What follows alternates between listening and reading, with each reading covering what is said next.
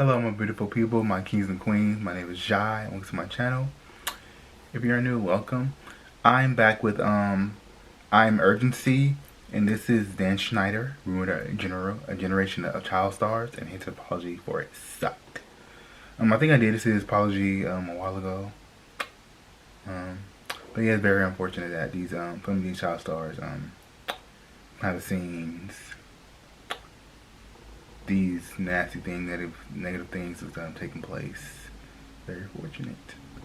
Yeah, so and justice will be prevailed. Let's watch. Sit back, relax, watch. Okay, I think it's time we finally talk about Dan Schneider. Hey guys, what's up? It's imuRgency and welcome back to my channel. And today, in light of the recent docu-series that's come out on HBO called Quiet on Set, we're going to be talking about the historic exploitation of child actors in Hollywood, and looking specifically at Dan Schneider, who has been hailed historically as the king of children's entertainment from like the 90s to early 2010s. And if you've been on the internet, specifically the deep dive side of the internet, and one more thing, it's like you watch these shows, like wow, this really what happened, like and of child stardom. I've also made previous directors videos of all talking these about this favorite topic, shows having to do with Jeanette McCurdy when her memoir came out, and how she spoke on her experience being a child actor, and how Dan Schneider allegedly impacted her life and her trajectory. But again, what really inspired this video was the docu-series Quiet on Set, because I feel like it was very eye-opening for a lot of people, because this is one of the first times that we've seen an actual docu-series, like an official investigation deep dive on this topic in a traditional media platform. Like prior to this, a lot of discourse around Dan Schneider, around Nickelodeon, and around child actors and how they've been treated has been carried out through social media, whether they be through comprehensive video essays, TikToks around speculation, or from different whispers around the internet. This is an official project that has been put out that has direct sources, like actual then child actors that have been involved with Dan Schneider, have been involved with the entertainment industry as a young person, and we're recounting their experiences throughout this docu-series. And while watching through this docu-series, I feel like two of the main emotions that I felt were anger and guilt. Disgust. Anger because it was really hard seeing these child actors be exploited time and time again. Seeing You didn't even know. You did not even know. Whether that be from the women that worked with and for Dan Schneider, having to split the salary of one person between two people, the almost daily massages that Dan Schneider allegedly expected from the female workers in his productions, and of course all the inappropriate and uncomfortable jokes, scenes, and innuendos that were riddled throughout his shows as we were growing up. And where the guilt comes in is purely from the fact that now, knowing what we know now, I feel like a lot of our childhoods were a lie. In the sense that for a lot of Gen Z, we grew up on these shows. Maybe not all the ones that were cited, especially with the shows that are about like the Amanda Bynes show, behind the scenes, the whole other that was a story. little bit before my time. But in terms of like the iCarlys, the Victoriouses, the Drake and Joshes of it all, we were there for that. And looking back at it now, I sort of feel guilty for enjoying these shows as much as I did. Knowing what we know now and understanding what these kids were going through for the sake of our entertainment and for the sake of their careers. So in this video, we're just going to talk about the series, the show, Dan Schneider. We're just going to talk about the situation and then break into Dan Schneider's response to the docu-series, which I can just say right now is lackluster at best. So really quick, if you're new to the channel, then definitely subscribe, leave a like on this video, and follow me on my socials at imuRgency on Instagram, TikTok, and Twitter. So like I was mentioning before, I really feel like a lot of our childhoods through these shows was a lie. It's like you want to watch Drake and Josh, all that. What else? Is iCarly? I'm not gonna lie, I did watch iCarly because I really enjoyed the show, but it's like, ugh. I really want to watch it, but something to me I shouldn't, but I really want to, but you know what I mean? It's like, damn. Because while everything seems so hunky-dory, like so aspirational, everyone wanted to be at Hollywood Arts, everyone wanted to be on iCarly, everyone wanted to be on these shows, both in the universe and then also like in real life. I feel like everyone at the time of these shows airing was like, oh my god, I could be a Victorious kid, like I could be on this show, I could be an actor, let me hit up the radio stations that are having casting calls. Well, I mean, thank God, because that was a major bad. And we had inklings that things were bad. That was a major bullet. The whole child star gone bad pipeline, like all the child stars that seemingly went off the deep end randomly, having no explanation as to why they end up that way. Well, we have more context now as to why that is through this documentary, because we have examples like Amanda Bynes, Demi Lovato, Drake Bell, and many more who were child stars, who all started off as child stars and then had their moments where they were fighting these very real demons demons that have altered their Yeah, we lives call it. forever. And then a lot of times the Seeing missing them be piece of the like, story that people tend to not address or tend to forget is the fact that, yeah, the show may be over, but the trauma, the unhealthy coping mechanisms, and the lifestyles that these literal children were in at the time of them filming stays with them. So whether that be from substance abuse, unhealthy coping mechanisms, or just other unresolved trauma, that is what these people are walking away with and having to combat well into their adult lives. And one of the main and more shocking examples of this from the show, yeah, see them quote unquote on the crazy stage. Oh, they crazy, absolutely but gagged I was when he first hopped on this docuseries, because in the lead up to it, they kept having murmurs about how one child actor was actually abused pretty harshly, and having the other former child actors trying to place who that child actor could have possibly been. I was watching the show anyway. Only to have Drake Bell appear, gaggy, because I would have never expected. I don't think anyone would have ever expected. And the fact that this was kept so low-key for so long honestly speaks to the level of trauma that Drake had been going through. And it's really sad because Drake Bell should have never gone through anything. Drake Bell should have never even been put in a situation where something like that could have happened. There should have been protections in place where grown adults can essay and otherwise abuse on and off the sets of a workplace. And I feel like a lot of it just comes back to the old cost of fame, especially when these workplaces and entertainment have historically not valued children's safety. Like, there should have been no world where the man that abused Drake Bell, who is known to be creepy and weird, had a whole shrine in pieces and conversations with an incarcerated serial killer, should have been allowed anywhere near children. And especially not after going to jail. Like, that is ridiculous. Like, there is no reason that man should have been allowed on a set and continued to be on a set, because I think he went to go work at Disney after he got that guy for all the things that he did to Drake Bell. Like, there should have been more screenings to keep weirdos and pets from being on sets with children, and honestly just people in general, to be honest. And I'm not sure how different things are nowadays in terms of regulations and screening and who is allowed on sets, but it's clear as day that nothing like this should ever be allowed to happen again. And all this is to say that even throughout this docuseries, we've only heard from a few voices talking about the traumatic things that they have gone through. And I just know for sure that these aren't the only people that have been affected that have gone through things. They're just the ones that are comfortable right now with sharing their story. But the fact that the stories among the people that have come out are so consistent and have such a through line should really be concerning, because we really failed a whole generation of child actors. Well, I mean, we didn't necessarily fail as like the people watching it, because we were kids at the time. There's nothing we could have done. But the people that were in charge at that time, the people that were supposed to be adults and were supposed to be looking out for these child actors, failed an entire generation of them. If this many people can be impacted by this section of entertainment. And I want to say really quickly in regards to my last point, I really respect everyone's choice to come forward with their story or not. Because at the end of the day, they're a victim and it's their story and it's their right to choose whether or not they want to share their trauma with the world. I've been seeing a lot of people talk online about like, oh my god, why isn't so-and-so speaking up about what went down on set or what went down behind the scenes? Like, why do you feel entitled to that information? Like, just because it's being highlighted right now and because it is the topic of conversation right now. Oh man, they'll talk when they want to talk. That we as the audience, we as the people that are learning this information for the first time, deserve every single aspect of these people's trauma, of their lived experience. Like, how insane does that sound if you're just generally talking about something traumatic that happened and expecting people to relive that trauma for you, for your entertainment, and for your clarity. And then they have the nerve to call those people selfish. Like, that is selfish behavior. But all that aside, regardless of whatever else went down, one thing is for sure, and that is that Dan Schneider never needs to work again. He doesn't need to be on a set ever again. And that may be a harsh take, but I feel like after the decades and decades of repeated behavior, I personally feel like he's shown well enough that he is not fit to be in these positions on a personal level. Whether or not he makes his I really care about the new iPhone because he has made really popular shows, but everything that's gone on behind the scenes, whether it be for the cast, the crew, so-called or even the 101 viewers, based on things that he would put in his shows, it's just generally all detrimental. Like, the adult and sexual innuendos that would be littered throughout his shows are ridiculous. And really leads you to ask, like, who is this for? Like, who are these jokes? Who are these, like, little nods for? You know? Because we're gonna get into this a little bit later, but, like, in his, like, PR interview where he's trying to address everything, he's like, these were jokes made for kids. Like, they're made for kids, but now that the kids are grown up, the adults are finding issues with it. Like, let me just stop you right there, sir. Well, yes, mature or adult innuendos. And that's watching it. It's just like a show. Media, even in media that's meant to be for younger people.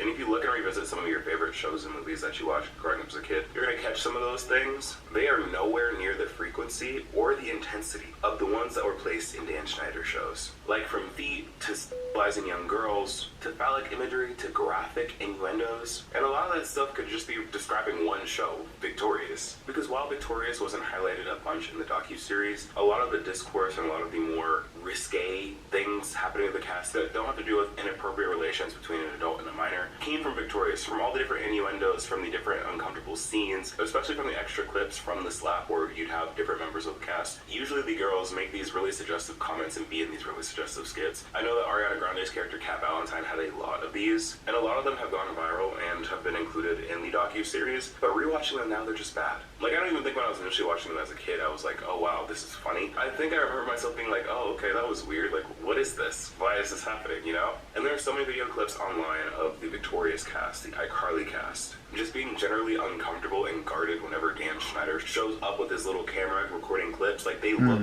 visibly uncomfortable and like they don't want to be around him. And it really makes you wonder why. Now that we mentioned his name enough, let's talk about the Dan Schneider apology video. I don't even know if I can call it an apology video, but more of like Dan Schneider breaks his silence type beat. Because this whole thing felt so strange to me. I've seen a lot of other reactions to his response, and specifically the reaction from Alexa Nicholas, who was both in the docuseries and has previously worked with Dan Schneider on Zoe 101. But this whole response just seemed so strange to me because it gave PR, it gave, I'm going to address this on my own terms. And I feel like when allegations of this type are brought up against you, you should not necessarily try and control the narrative as freely. Like, you should try and clear things up in a very fair way. And I don't feel like this apology that he was doing was necessarily that. Because for one, he chose not to go on the docuseries itself to address the public, to address the victims of him in the workplace that he would create. He decided to go on his own YouTube channel and be interviewed by one of his own old actors, who was a grown adult the entire time that they worked together, to sit down and interview him 60 minutes style about the things that had been brought up against him in the docuseries that he could have been a part of and address those things in. It just gave, he can control the narrative however way he wants. And of course, like any good apology video, the comments for the video are turned off.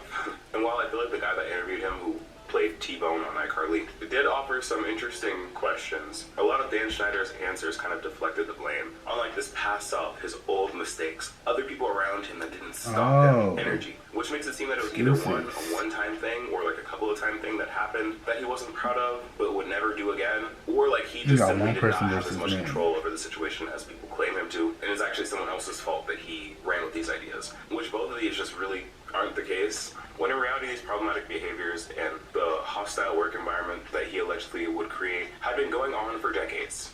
Like, it was not just a one-time thing. It was not just something that happened every now and again whenever he get tired. Like, no, that was the consistent way that he had run his workplace for decades. So the apology kind of fell flat because, like, I don't think I'm sorry, I'm so embarrassed is going to account for decades worth of trauma and generations of kids that need therapy, have gone through treacherous things, you know? And one point that Alexa brings up is that this apology that he's issuing should not be so public, or at least the first apology that the child actors are getting should be so public. Like, again, he'd been doing this for decades. It's been a while since these shows have wrapped airing. If he really felt this bad about everything, he has had plenty of time to reach out personally to these people that he's affected to apologize and give a genuine apology. But it seems like in this case, he only really cares enough to apologize and take accountability when he gets called out on a large enough scale to where he kind of has to. And something else that kind of bothered me about this interview, the interviewer, like, he was giving Schneider a lot of grace.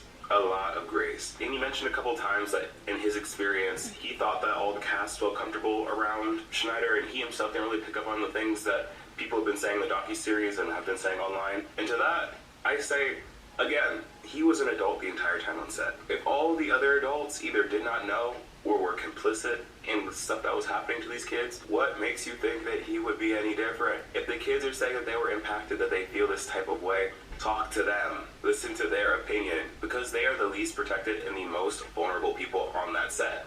And in regards to the stuff where they're talking about jokes again, talking about like how the jokes were made to be friendly and funny to kids, and if they weren't funny or appropriate to kids, they would have and should have taken those episodes off air. But my thing is, I feel like the point is being missed. I don't think it's about necessarily cutting the jokes now 10, 20 years down the line. It's the fact and the principle that the jokes were there in the first place, you know? Like, these jokes and bits that were made for kids, if they go over kids' heads and the kids aren't able to really understand what the joke is actually meant to be, then guess what? the intended audience of that joke is not for kids. If the joke goes over the intended audience's head, that is not the intended audience. Meaning that these jokes weren't made for them.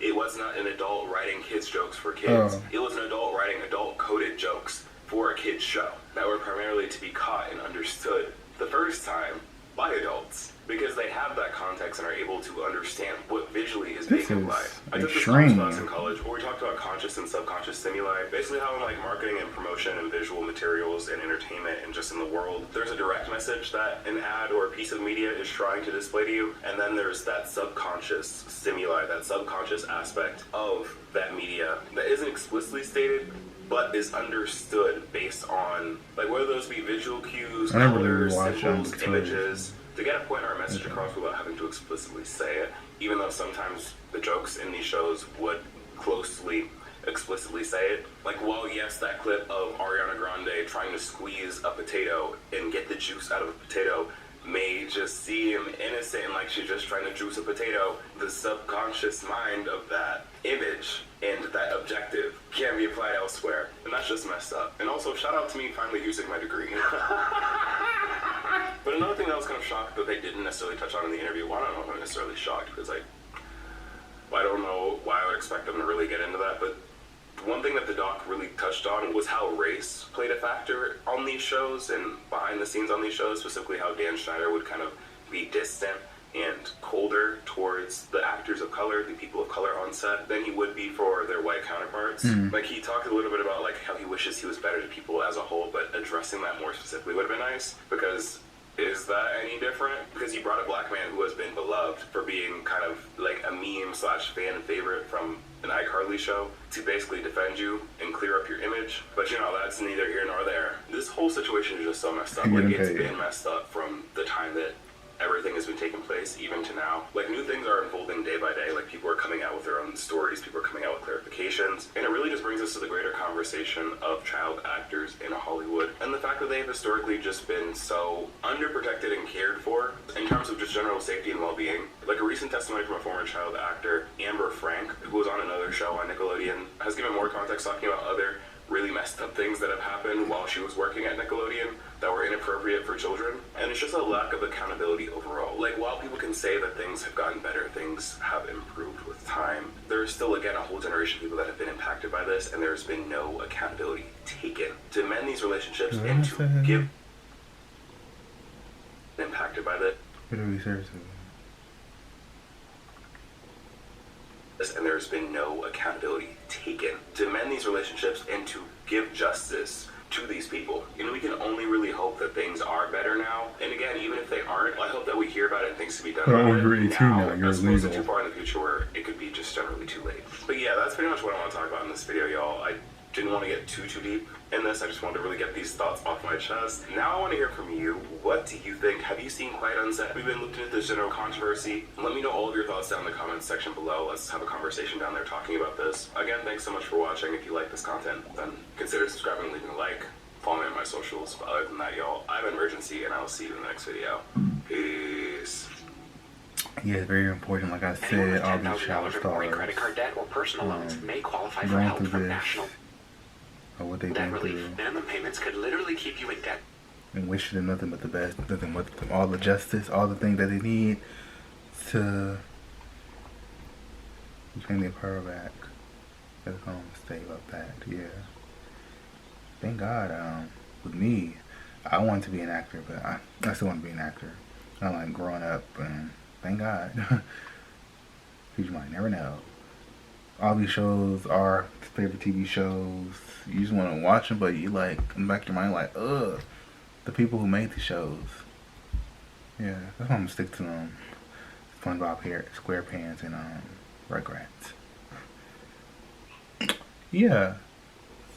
And for the Nicole thing, I heard about that one. That was unfortunate what that happened to her too, because it's, come on.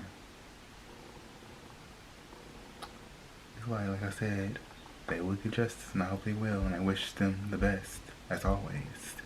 And hopefully, years to come, there'll be better directors, better creators, better everything when it comes to the the acting world and whatnot when it comes to children, especially too. Yeah, because we watch it as best. Yeah. So that was on imuRgency, the Dan Schneider situation of child stars, and yeah. Thank you guys for tuning in. Stay awesome, stay blessed, and until next time, guys, deuces.